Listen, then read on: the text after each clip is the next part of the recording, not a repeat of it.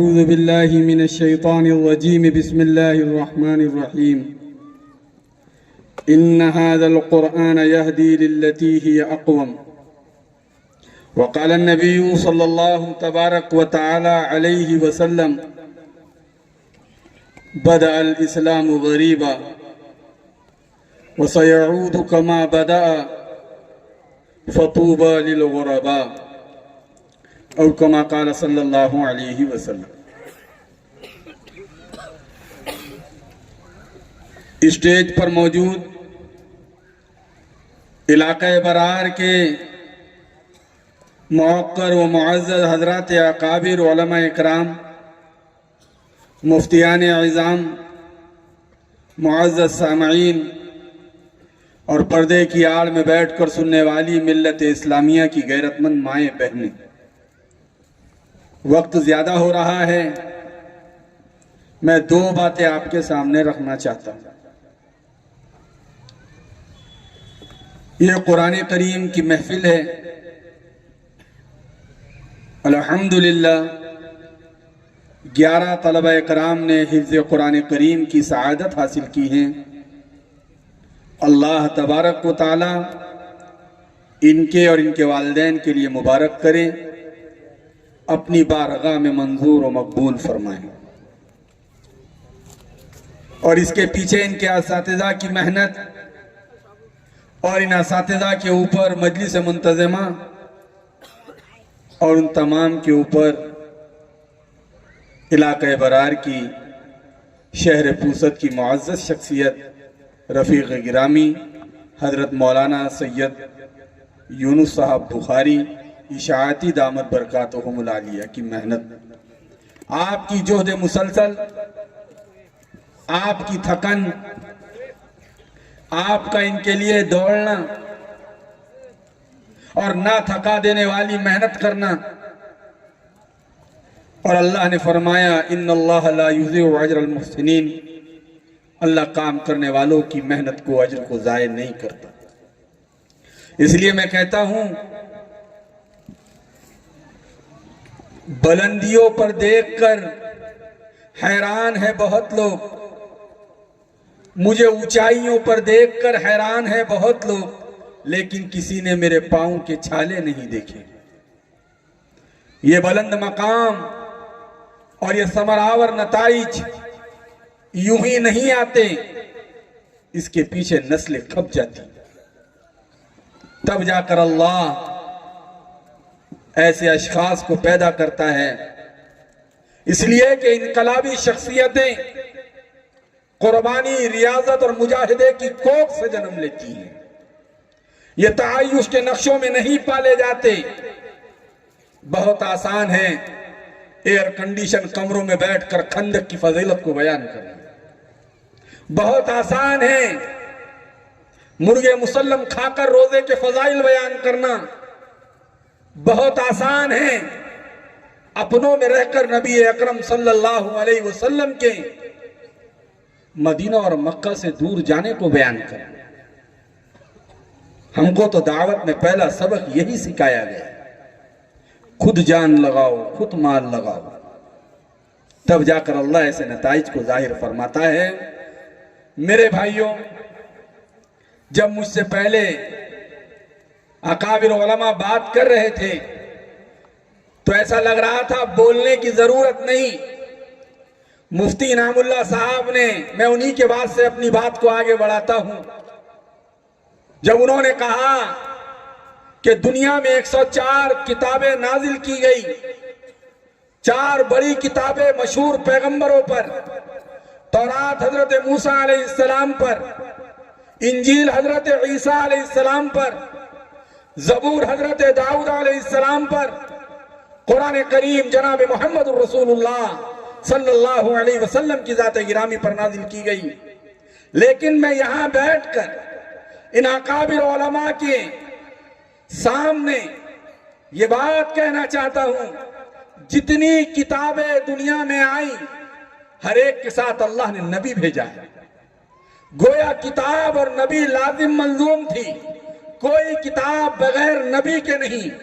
ہاں ایسا تو ہوا ہے نبی بغیر کتاب کے آیا، نبی بغیر کتاب کے آیا، لیکن ایسا نہیں ہوا کوئی کتاب بغیر نبی کے نہ ہو۔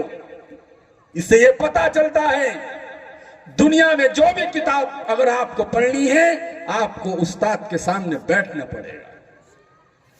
اگر کوئی کتاب خود سے حل کر لی جاتی تو اللہ پیغمبروں کو نہ بھیجتا، اللہ سیدھے کتاب کا نزول کر دیتا کسی لوح پر، الواح تختیوں پر، اور لوگ پڑھ لیتے۔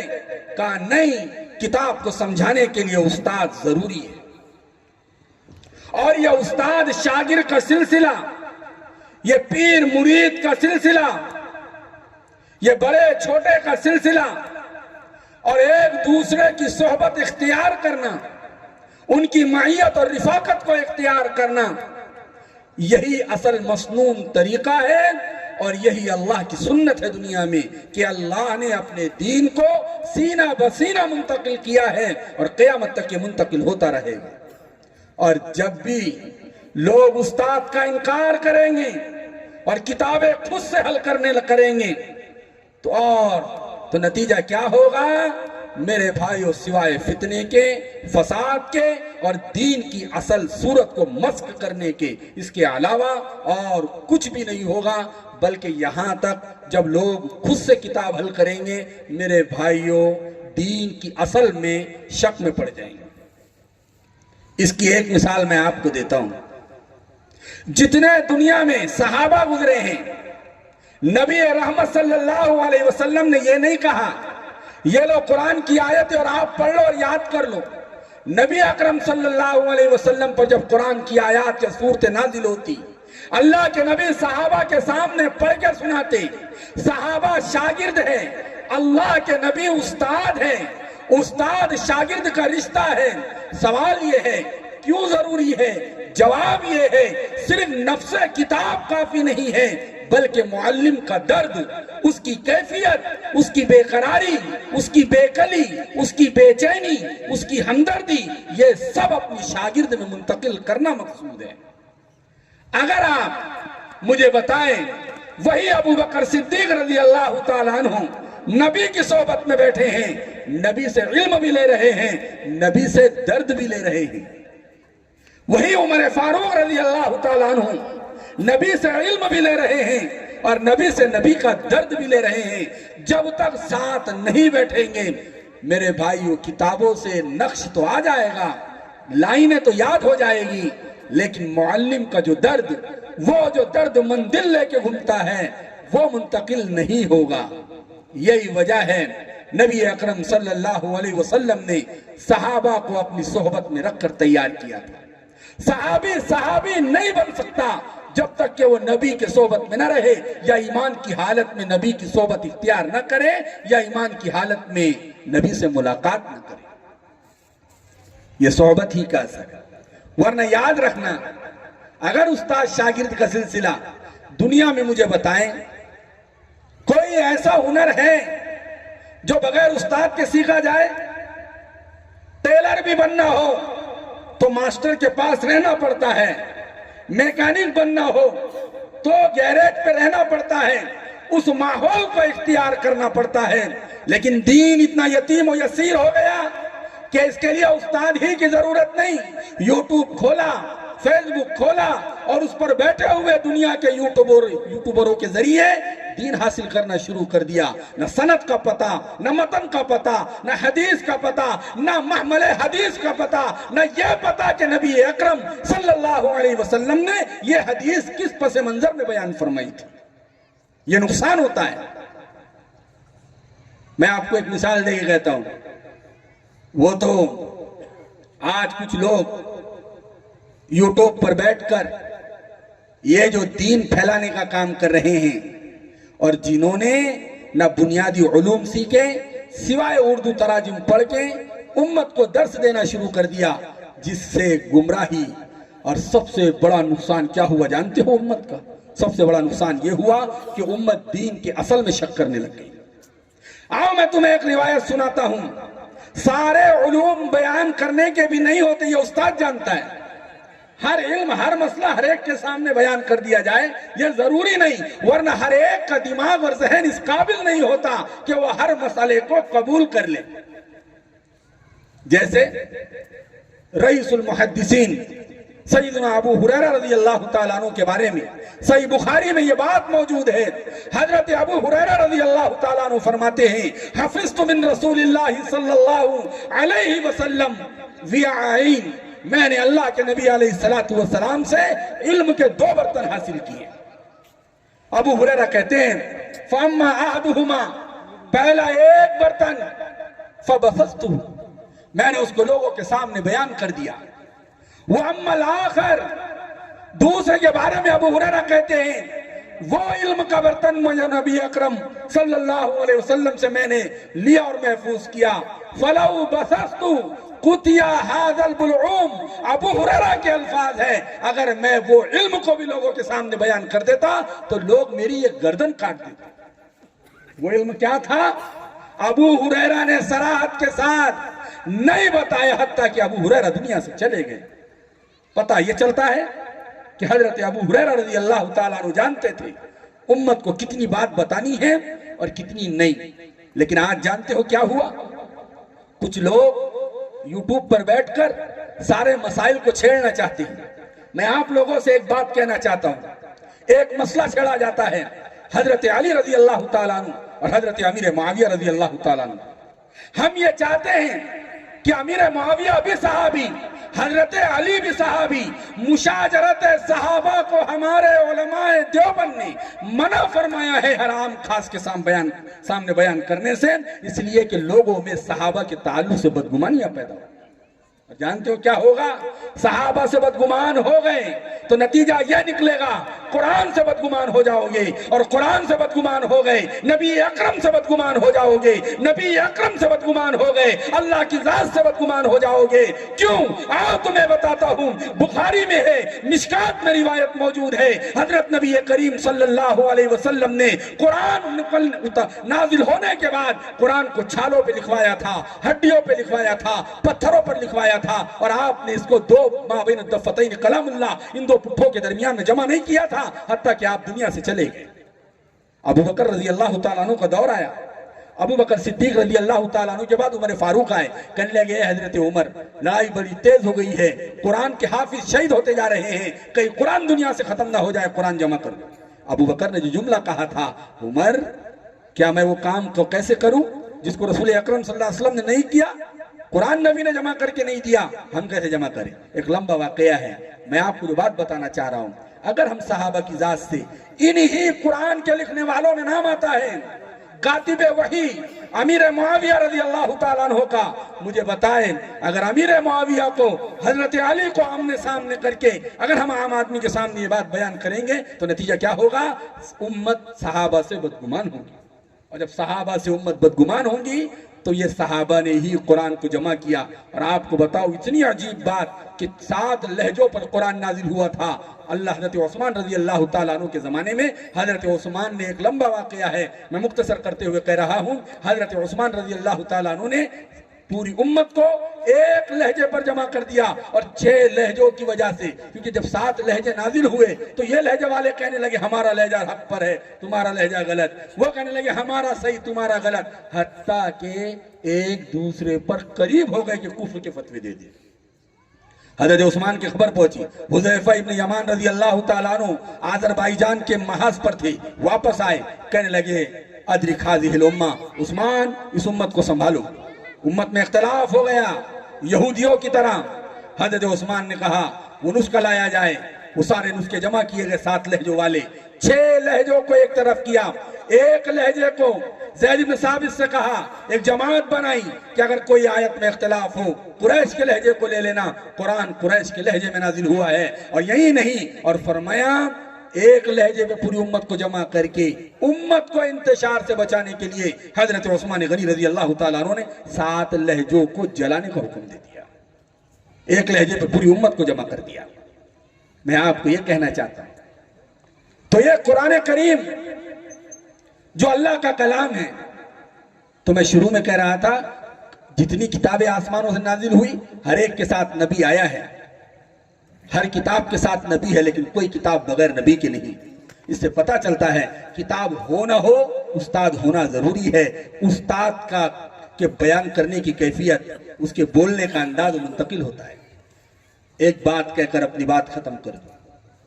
میں نے ایک روایت پڑھی. مولانا یونس صاحب ایک بات کہہ رہے تھے کہ یہ مستری ان کے بھی مستری کا بیٹا ہے, یہ حافظ قرآن بنا, یہ سائیکل سدھارنے کا کام کرتے, یہ مزدوری کرتے, اور یہ اس کے والد کا انتقال ہو گیا. میں نے مسلم شریف کی ایک روایت پڑھی. رئیس المحدثین سیدنا ابو ہریرہ رضی اللہ تعالیٰ عنہ فرماتے ہیں بدا الاسلام غریبا, اسلام کی ابتدا اجنبیت کی حالت میں ہوئی. اگر آپ دیکھیں گے ہرقل کا اور ابو سفیان کا مکالمہ جو صحیح بخاری میں نقل کیا گیا ہے, تو ہرقل نے کہا تھا اس کے ماننے والے کون؟ فرمایا غریب ہے, ضعیف ہے, کمزور ہے. تو ابو ہرقل نے کہا تھا ہر نبی کے پہلے ماننے والے غریب لوگ ہی ہوتے ہیں.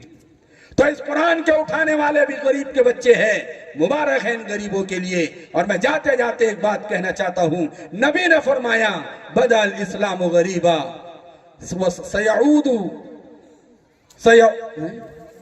وسيعود غریبا کما بدا, ان قریب وہ اجنبیت کی حالت میں لوٹ جائے گا جیسے کہ وہ ابتدا ہوئی تھی. اور اللہ کے نبی نے کہا فطوبى للغرباء, مبارکبادی ہے ان اجنبیوں کے لیے, ان غریبوں کے لیے, ان کمزور ضعیف لوگوں کے لیے کہ جنہوں نے اللہ کے دین کو پہلے دن بھی اٹھایا تھا اور آج بھی قرآن کا بوجھ یہی بچے, اسی گھرانوں کے بچے اٹھا رہے ہیں. تو میں یہ کہنا چاہتا ہوں, آؤ تمہیں ایک بات بتا کے اپنی بات ختم کر دوں. یہاں پر جتنے لوگ بیٹھے اس میں ان بچوں کے ماں باپ, ان بچوں کے والد, بھائی, چچا اگر ہو تو ذرا ہاتھ اٹھا دے. کوئی ہے باپ ہے ان بچوں کے باپ؟ ہاتھ اٹھاؤ, تھوڑا ہاتھ اٹھاؤ, اٹھاؤ ہاتھ اٹھاؤ. 11 حافظ قرآن ہیں.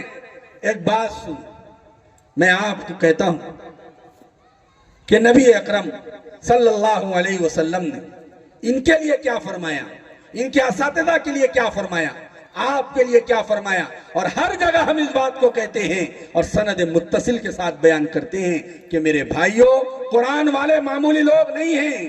ان کا تسلسل آج سے نہیں ہے.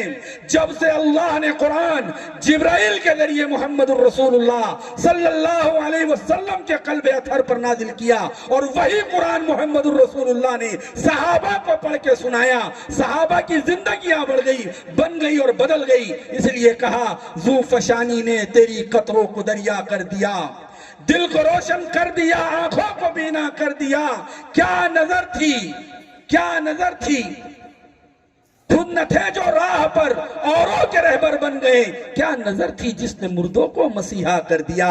میرے بھائیوں, یہی وہ قرآن ہے. قرآن پڑھنے پڑھانے والوں کے بارے میں نبی کہتے ہیں. اور اس روایت کو میں نقل کرتا ہوں اپنے استاد حضرت شیخ محمد یونس صاحب جون پوری رحمت اللہ علیہ سے. شیخ یونس صاحب نقل کرتے ہیں اپنے استاد حضرت مولانا محمد زکریا صاحب نور اللہ مرقدہ سے, جو صاحب فضائل اعمال ہے, جنہوں نے فضائل اعمال لکھ کر پوری دنیا میں ایک انقلاب کو زندہ کر دیا.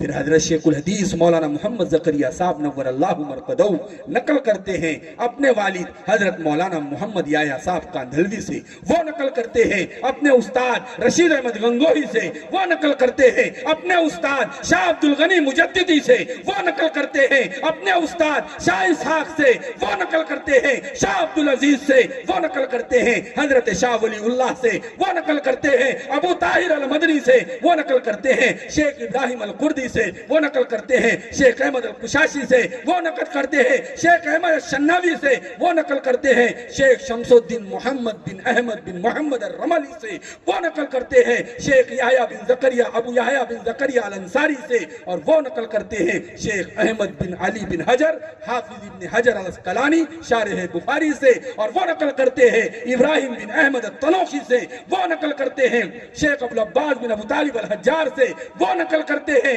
शेख सिराजुल हुसैन इब्नुल मुबारक अल-ज़बीदी से, वो नकल करते हैं शेख अबुल वक्त अब्दुल अव्वल बिन ईसा बिन शोएब अल-सजदी अल-हरवी से, वो नकल करते हैं शेख अबुल हसन अब्दुल रहमान बिन मुजफ्फर अद-दाऊदी से, वो नकल करते हैं शेख अब्दुल्ला बिन मोहम्मद अस-सरख्सी से, और वो नकल करते हैं शेख मोहम्मद बिन यूसुफ बिन मतर बिन साले अल-फिरबरी से, वो नकल करते हैं अमीरुल मोमिनीन फिल हदीस मोहम्मद इब्न इस्माइल इब्न इब्राहिम अल-बुखारी यानी इमाम बुखारी से, और इमाम बुखारी नकल करते हैं हज्जाज बिन मिनहाल से, वो नकल करते हैं शोबा से, वो नकल करते हैं अलकमा बिन मरसद से, वो नकल करते हैं साद बिन उबैदा से, और वो नकल करते हैं अब्दुल रहमान से, अबू अब्दुल रहमान से, और अबू अब्दुल रहमान नकल करते हैं दामाद रसूलुल्लाह सय्यदुना उस्मान गनी रज़ी अल्लाह तआला अन्हु से, और हजरत उस्मान रज़ी अल्लाह तआला अन्हु फरमाते हैं नबी अकरम सल्लल्लाहु अलैहि वसल्लम ने फरमाया खैरुकुम मन तअल्लमल कुरान व अल्लमहु, तुम में सबसे बेहतर वो है जो कुरान करीम को सीखे और सिखाए। मेरे भाइयों, ये अल्लाह का कुरान है, इसलिए ये जो आज दुनिया तुम्हारी भी कट जाएगी, एयर कंडीशन में रहने वालों की भी कटेंगी, झोपड़ों में भी रहने वालों की कटेगी, एक दिन कट जाएंगी, लेकिन मेरे भाइयों कब्र में जाना है, हशर में अल्लाह के सामने खड़ा होना है, वहां जो एजाज होगा, वहां जो एजाज होगा, सारे एजाज, सारे दुनिया के लोग, सारे हसब नसब वाले, सारे माल दौलत वाले, बंगला गाड़ी घोड़े वाले, हटो बचो के शोर वाले, बड़े बड़े ओहदों वाले, जब इनके मकाम को देखेंगे, इनके मकाम और एजाज को देखेंगे, तो अफसोस कफी अफसोस मलने के अलावा कुछ हाथ नहीं आता। इसलिए मेरे भाइयों, हर घर में हाफिज कुरान को बनाओ, बच्चे को बनाओ, कम से कम आप खुद हाफिज आलिम बनो, नहीं बन सकते अपने बच्चे को बनाओ, नहीं कर सकते जिनके बच्चे बन रहे हैं जान माली सलाहियत उन पर लगाओ। इकबाल ने कहा था वो मुअज़्ज़ज़ थे ज़माने में मुसलमान होकर, और तुम खार हुए हो तारीके कुरान होकर, वमा तौफीकी इल्ला बिल्लाह।